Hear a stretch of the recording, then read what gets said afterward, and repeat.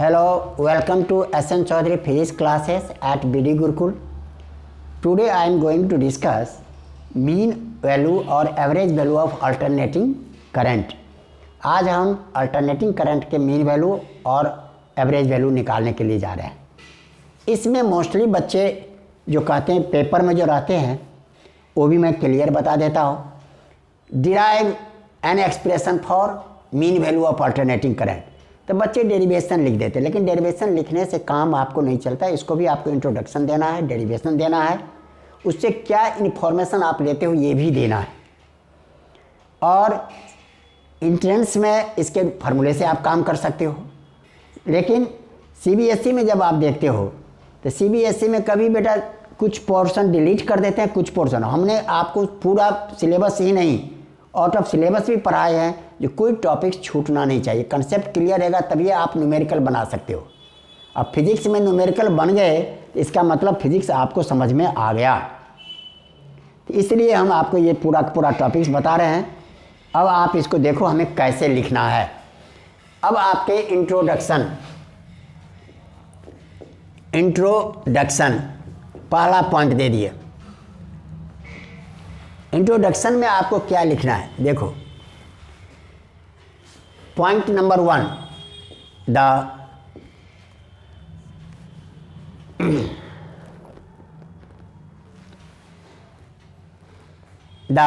Value of alternating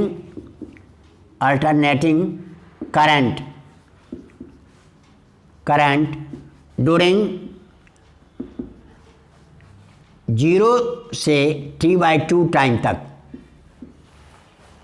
हमने क्या लिखा? The value of alternating current during 0 से t/2 time is positive and during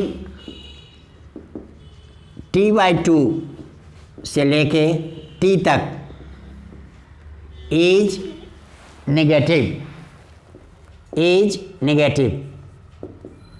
negative. अब यहीं से समझने का प्रयास करो। The value of alternating current during half time तक वो पॉजिटिव रहता है और नेक्स्ट हाफ टाइम तक नेगेटिव रहता है। यहाँ पर हम डायग्राम बना के समझा देते हैं, आपके ध्यान दो। ये हमारा हो गया प्लस I0 और ये हो गया हमारा माइनस I0। यदि ग्राफ की तरफ बना देंगे तो ये आपके हो गए। यहाँ से आप ये ले लो माइनस I0 और यहाँ से ये ले लिए प्लस I0। इसी को हम हाफ साइकिल भी बोलते रहते हैं। Therefore the mean value of AC alternating current during full cycle is 0। कैसे? तो देख लो, आपके IM लिखते हो तो this equal to I0 plus minus I0 upon 2, this equal to 0/2 equal to 0। इसलिए हम इसको फुल साइकिल नहीं लेके क्या लेते हैं? Half cycle. आए बात समझ में? तो हाफ साइकिल में ये बी पॉइंट में आ जाओ। अब इसके इंट्रोडक्शन दिए हैं तो इंट्रोडक्शन में आप ये सब डाल दिए। आगे बात समझ में? यहाँ पर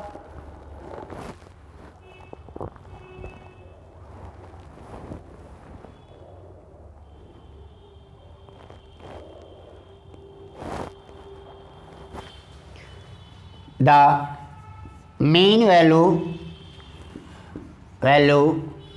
और average value of alternating current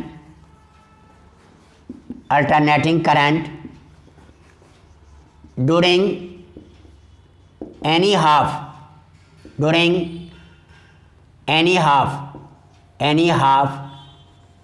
is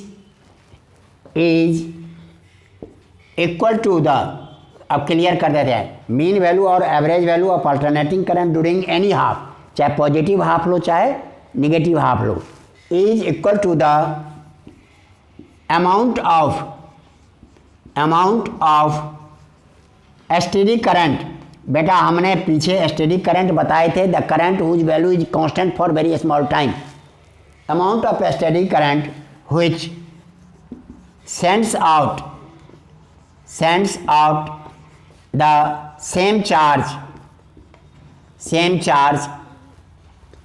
in the circuit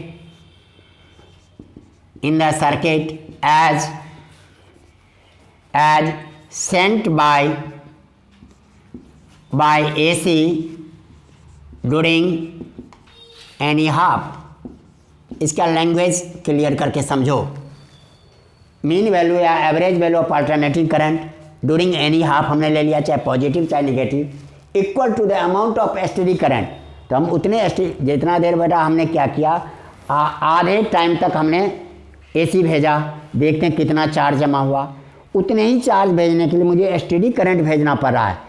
तो स्टेडी करंट जो भेजे हैं उतना चार्ज के लिए, तो तब स्टेडी करंट की वैल्यू उसकी वैल्यू सेम होगा, क्योंकि दोनों ने सेम चार्ज जमा किया है। तो उसी स्टेडी करंट की वैल्यू को कहते हैं amount of steady which sends out the same charge in the circuit as sent by AC during any half. अब इससे सिंपल डेफिनेशन नहीं हो सकता है। थर्ड पॉइंट इसी में आप लिखो, it is means mean value या alternating current, it is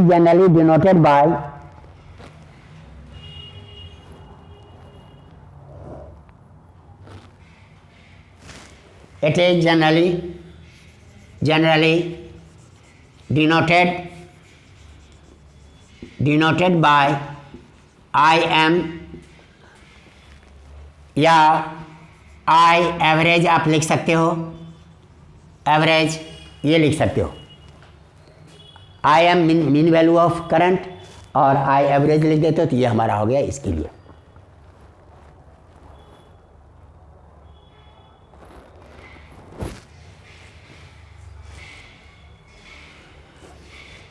आगे बात समझ में। अब इसके बाद देखो बेटा एक्सप्रेशन, सेकंड पॉइंट रब करता हूं इसको।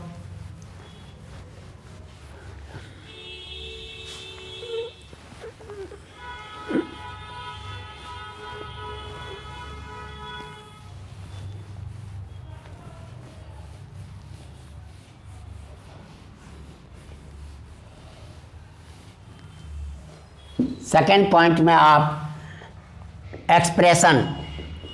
एक्सप्रेशन फॉर मीन और average value of AC for alternative current, इसके हमने यहाँ पर एवरेज निकाल रहे हैं। अब इसमें जिनको इंटीग्रेशन सही है तो आराम से निकाल सकते हैं, जिनके इंटीग्रेशन में प्रॉब्लम है तो मैं स्टेप बाय स्टेप बता देता हूँ, इसमें कोई प्रॉब्लम नहीं है।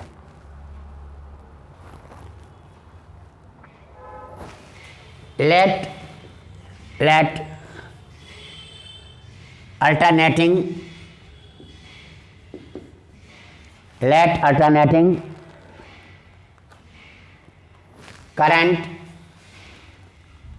Current be I equal to I naught sine omega t. ये पहला इक्वेशन हो गया।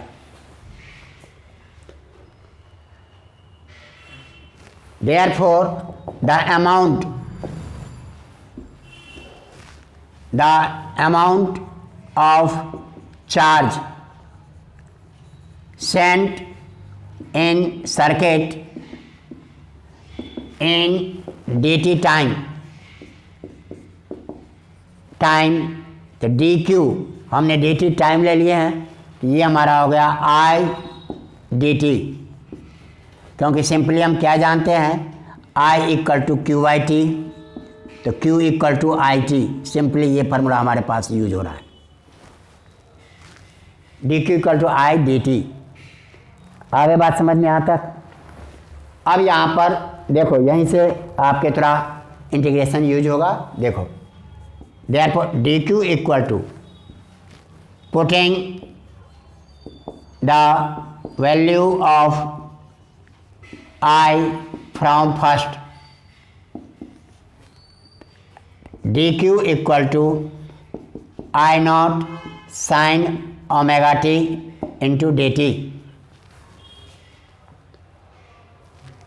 इंटीग्रेटिंग बोथ साइड्स हमें ये मिल गया Q इक्वल टू, देखो बेटा D के साथ T है, ये वेरिएबल्स है, इसलिए T यहाँ है तो ये भी वेरिएबल, ये कांस्टेंट हो जाएगा। तो कांस्टेंट को हम बाहर निकाल लेते हैं पहले ही। तो आई नॉट बाहर कर लिया हमने, इंटीग्रेशन 0 से T/2, ये हमने फर्स्ट हाफ लिए हैं, sine omega T into D T. अब आपके क्या जानते हो, यहाँ साइड में लिख लो, integration of sine D X, sine X D X equal to minus cos X होता है।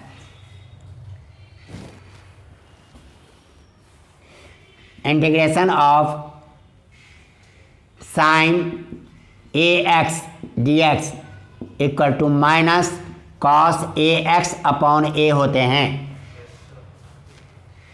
इस आधार पर ये क्या बन जाएगा हमारे पास, Q equal to I naught minus cos omega t upon omega, ये लिमिट है 0 से T/2। अब यहाँ पर देख तो ओमेगा है, इसको हम बाहर निकाल सकते हैं, तो हमने बाहर निकाल लिया सुविधा के हिसाब से। तो Q equal to I naught by omega, minus भी हमने बाहर कर लिया, तो भीतर में बच गया हमारे पास कॉस ओमेगा टी और 0 T/2। नेक्स्ट लाइन में देखो यहाँ पर, तो Q naught equal to I naught minus I naught by omega into, अब यहाँ पर देख लो कॉस ओमेगा, और इसके जगह पर हम क्या लिखेंगे, इंटू T/2।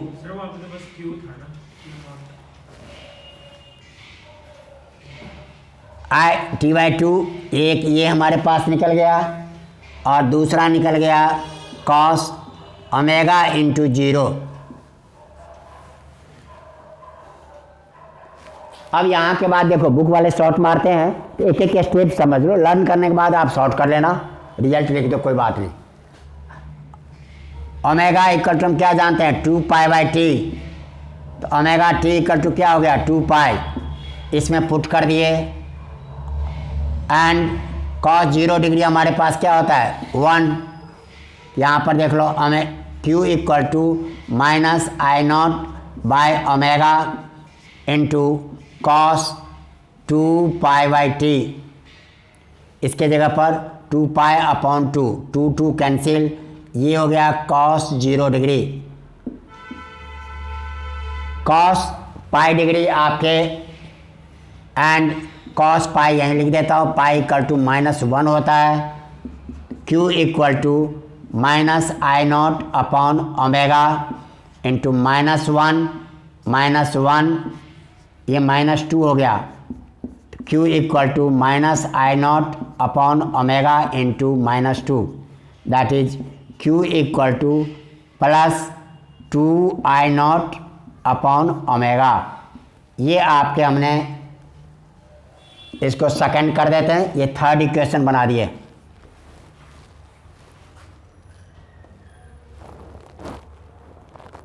आगे बात समझ में यहाँ तक। अब आपके if I M be mean value of AC during first half, then Q equal to IM into T/2। ये हमने कैसे थे यहाँ पर हम बताए थे, Q इक्वल टू IT लिखते हैं, तो आपके Q इक्वल टू I की जगह पर IM हो गया, आधा टाइम तक हमने लिए हैं, ये आपका हो गया इसका fourth equation. From third and fourth. देखो बेटा दोनों क्यू ही है, इसलिए ये दोनों भी आपके इक्वल हो जाएंगे। तो I M into T by two equal to 2I0 upon omega. पहले हमने ये लिख दिए। ओमेगा का वैल्यू क्या होता है? But omega equal to 2π/t। इस तरह से ये बन गया हमारे पास I M into T by two equal to 2I0 upon 2π/t।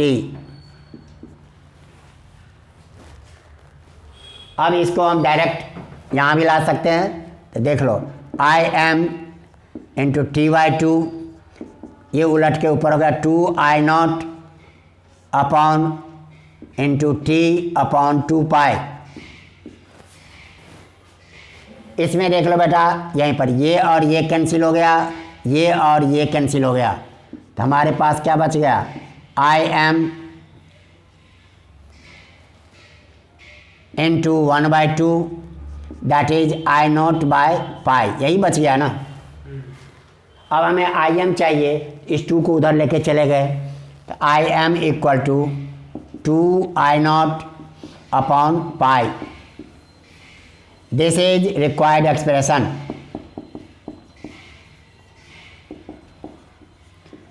This is required expression, यहाँ तक आपको ये लिखे।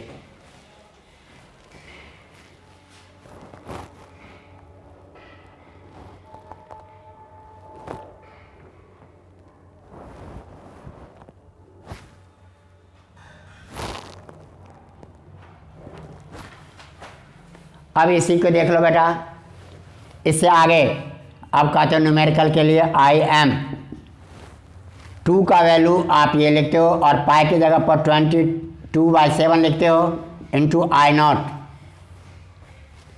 तो आपके I M equal to 2 into 7 upon 22 into I0।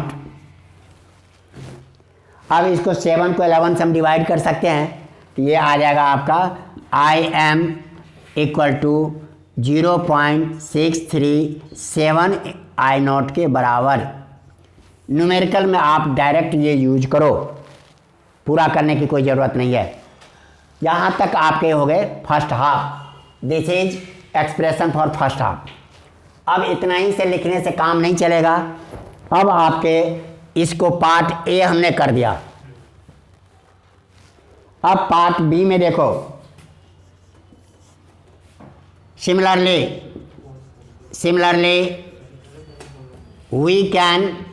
we can show that during second half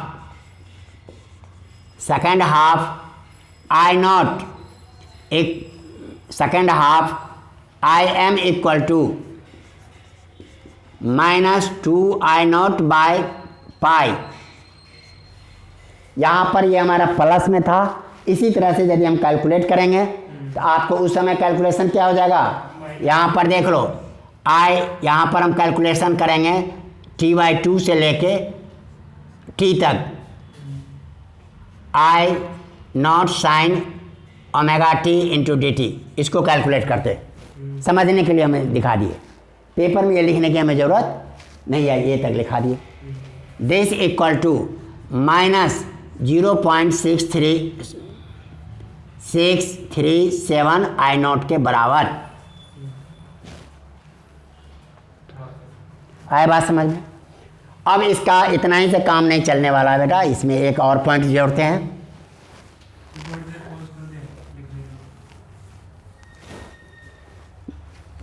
अब आपके जस्ट मिनट वेट करो। During 10 during full cycle we can show that mean value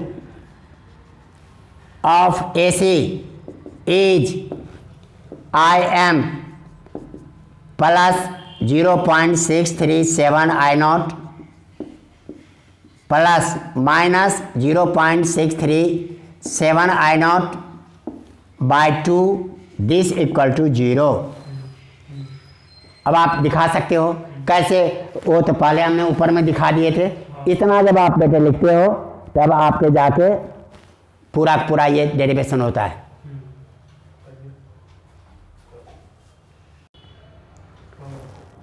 now I am going to discuss alternating EMF. ये भी बेटा उसी thought का है। यदि आपको अल्टरनेटिंग करंट वाला समझ में आ गया है तो ये अल्टरनेटिंग ईएमएफ वाला भी सेम ही है, थोड़ा सा डिफरेंस है। क्यों? तो वहाँ पर हम आई लिखते थे, यहाँ पर ई लिखेंगे। और इन सभी के नोट्स के लिए जैसे आप कहते हो तो बेटा आपके नोट्स भी तैयार हो जाएंगे। वीडियो देखो, किसी नोट्स के पास जाने की ज़रूरत नहीं होगा। फिर भी किसी को प्रॉब्लम है तो मेरा डिस्क्रिप्शन में वेबसाइट दिया हुआ है, आप वहाँ पर नोट्स डाल सकते हो, कमेंट डाल सकते हो, या वहाँ से भी नोट आप डाउनलोड कर सकते हो। इसमें कुछ नहीं है, आप आराम से कर सकते हो। अब यहाँ पर देखो, द मीन वैल्यू, मीन और average value of alternating EMF, the mean or average or alternate EMF is the amount of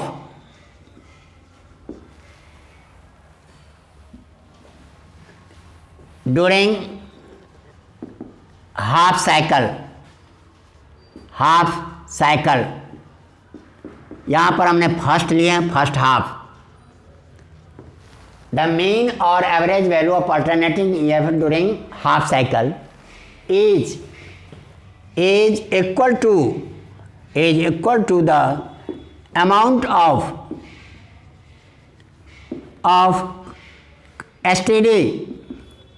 STD बोलते हैं इसी STD, दैट इसी को, इसका मतलब भी समझ लो, constant is equal to the constant EMF which sends out the same charge in the circuit as sent by alternating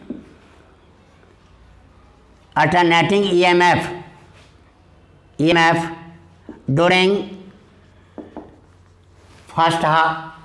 during half cycle। Mean और एवरेज अल्टरनेटिंग EMF हमने लिया, वोल्टेज कहते हैं जनरली, जो चार्ज भेजता है। EMF का पूरा मीनिंग भी यही था। हम उसको इलेक्ट्रोमोटिव फोर्स कहते हैं, जिसको हम बता चुके हैं स्यूडो फोर्स है। ये चार्ज भेजने का काम करता है, दैट इज एनर्जी, है form of energy.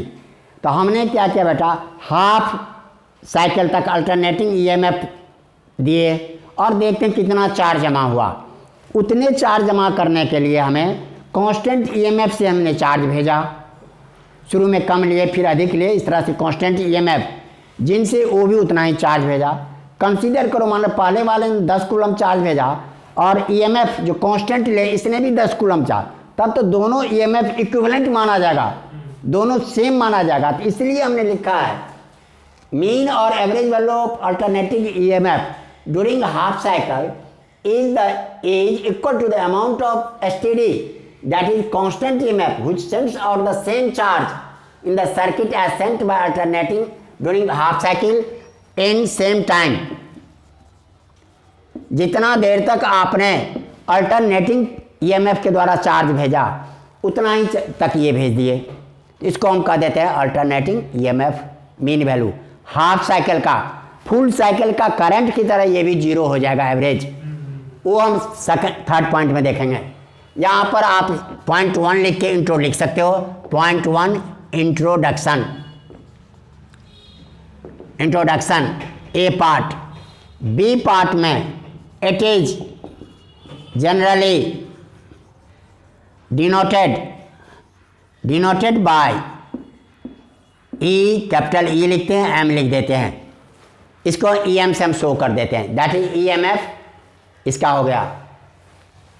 Third point में आ जाओ, सेकंड, हाँ सेकंड में एक्सप्रेशन, एक्सप्रेशन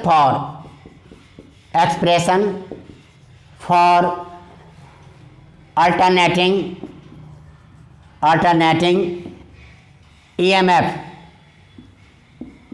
ईएमएफ। अब यहाँ पर इसका हम एक्सप्रेशन निकालने वाले हैं। अब आपके फर्स्ट पॉइंट इंट्रोडक्शन में ये दे दिए, थर्ड में ये डाल दिए।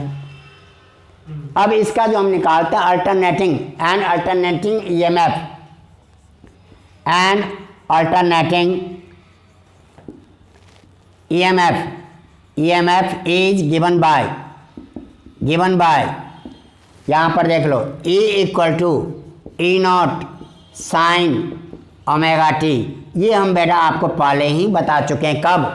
तो जब हम आपको बताए थे इसके लिए इंट्रोडक्शन ऑफ अल्टरनेटिंग करंट। इसलिए जिस बच्चे को यहाँ ये ईएमएफ कहाँ से आ गया, E equal to E naught sine, इसमें प्रॉब्लम है, या I equal to I naught sine omega t में प्रॉब्लम है, तो मेरा पहले वाला इंट्रोडक्शन टू एसी देखे आराम से, और वो आराम से समझ आएंगे। यदि आप मेरे हर वीडियो को कंटिन्यूटी से देखोगे तो मैं नहीं समझता हूँ जिसके बाद आपको किसी इंस्टीट्यूट या किसी ट्यूशन में जाने की ज़रूरत पड़ेगी। और इसी आधार पर ये आपका ये निकल गया। फर्स्ट एक्सप्रेशन दिया हमने, therefore I equal to E upon R is resistance of the circuit. अब यहाँ पर E की जगह पर हमने वैल्यू पुट कर दिया। नेक्स्ट लाइन में बुक वाले इसी जगह वैल्यू लिख देते हैं बच्चे ने, E equal to E naught sine omega t upon R, ये हमारे पास आ गया। अब इसी में देख लो बेटा, I equal to E naught by R अलग किए साइन ओमेगा टी, ये हमारा सेकंड इक्वेशन पर आ गए। आपने, मैंने प्रॉब्लम नहीं ना है किसी को, बस बताओ सौरभ, हु कहने से काम चलेगा फिर पूरा प्रॉब्लम बताओगे? नहीं है। अब यहाँ पर देखो, यहीं से हम घेरते हैं, जगह तरह शॉर्टेज है। Now the amount of charge sent in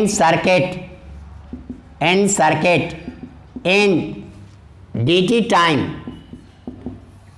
is q equal to I dt, ये हम जानते हैं।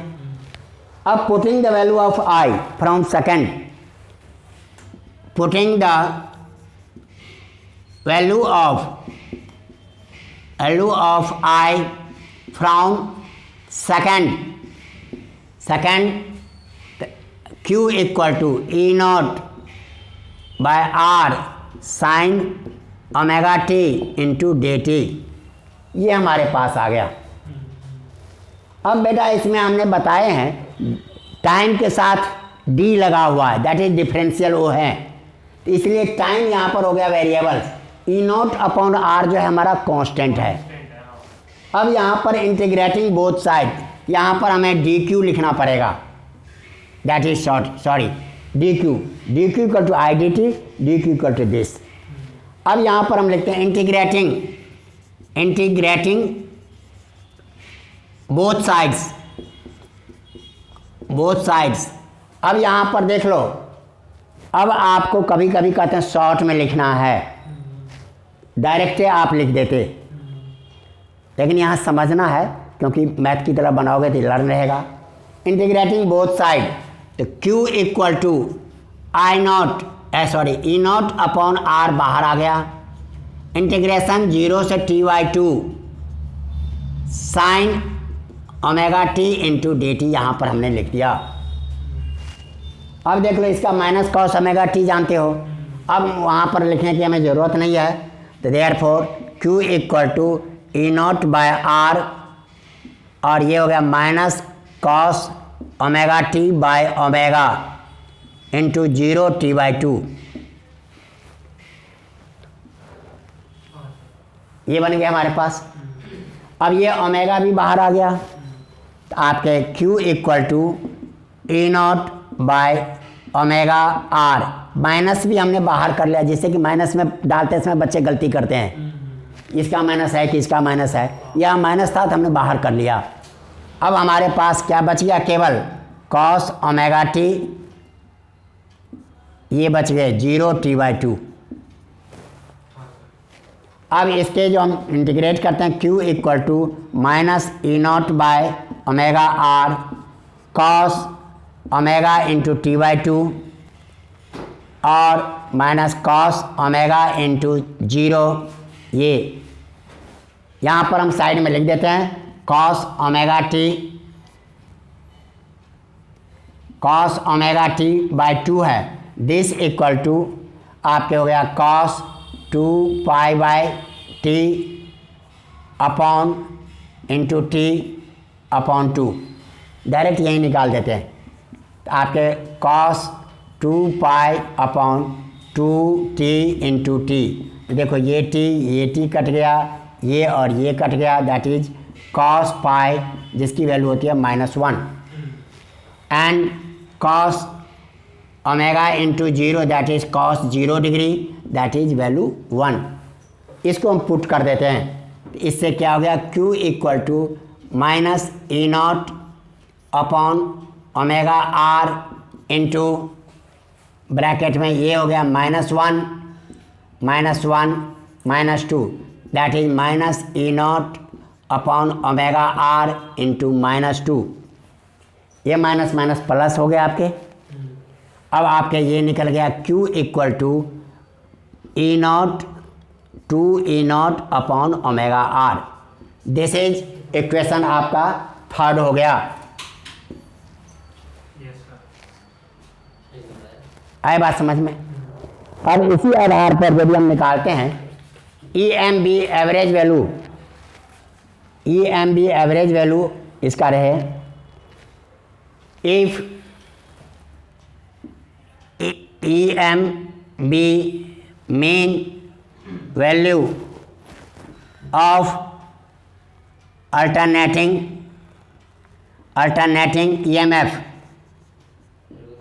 EMF then Q equal to IT हम लिखे थे, IT लिखे थे, तो I की जगह पर हम क्या लिखेंगे, सिंपली हम लिख देते I इंटू T/2 लिखे थे ना बेटा। I की जगह पर हमने क्या लिख दिया, EM upon R, V upon I equal to V/R लिखते हो ना, E अपॉन R पर ये आ गए, और ये आपके इंटू T/2। ये हमारा हो गया fourth equation from third and fourth.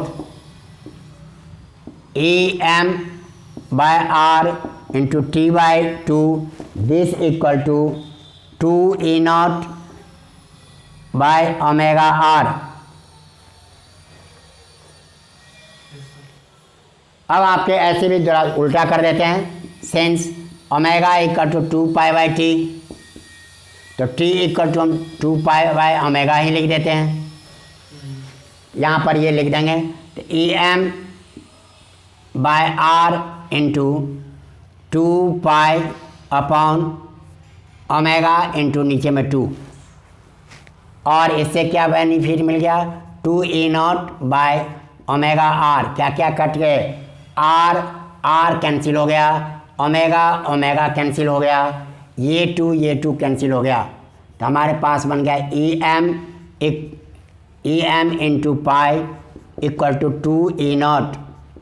Therefore EM equal to 2E0 by pi. This is required expression. देखो बेटा, यहाँ तक हम आपके समझाए हैं, इसमें कुछ और पॉइंट, एक आध पॉइंट और लिखना है, तो पोज कर लो। यहाँ तक हम आप लोगों को EM तक दिखा दिए। सिमिलरली अब इसी का नेक्स्ट पॉइंट में लिखो, similarly Similarly, during second half of alternating EMF,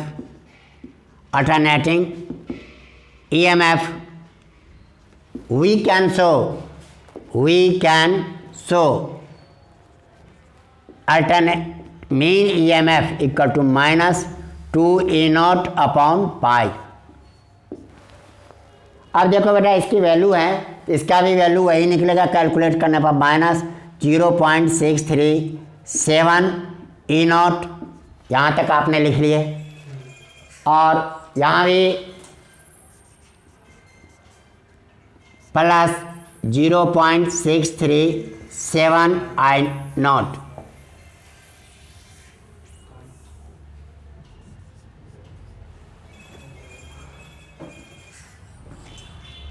यहाँ तक आप देख लिए।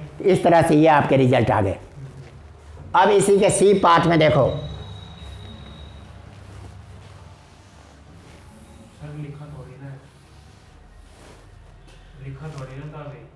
ये लिखे नहीं थे यहाँ,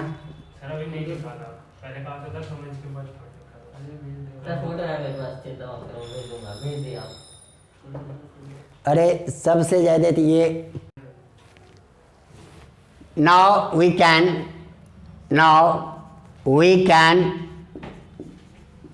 show that mean EMF during full cycle is EM equal to minus या plus 0.637 E0 plus minus 0.637 E0, this upon 2 equal to 0, that's okay. अब देखो बेटा ये जितना हम डेरिवेशन लिख दिए हैं ये नोट्स का भी काम करेगा, हमने समझाने का भी प्रयास किए, और मैं नहीं समझता आप यूट्यूब पर जितने भी दिख रहे हो ये टॉपिक्स ढूंढ लो, बड़े बड़े यूट्यूबर सब हैं उनको कंपेयर करो। हम यूट्यूबर नहीं हैं, हम तो एक टीचर हैं यहाँ जो बना के आपके फायदे के लिए दे रहे हैं। आप देखो और वॉच करो अपने आप, ना कहीं इंस्टीट्यूट जाने की ज़रूरत पड़ेगा न कहीं, और भी एक्स्ट्रा चाहिए इन्फॉर्मेशन तो आप कमेंट करो जिसका मैं 24 आवर्स के भीतर रिप्लाई करूँगा। और मेरे लिंक में वेबसाइट पर चले जाओ www.snphysicsexpert.com या गूगल पेज या फेसबुक पेज, किसी भी पर आप नोट कर दो। Thank you.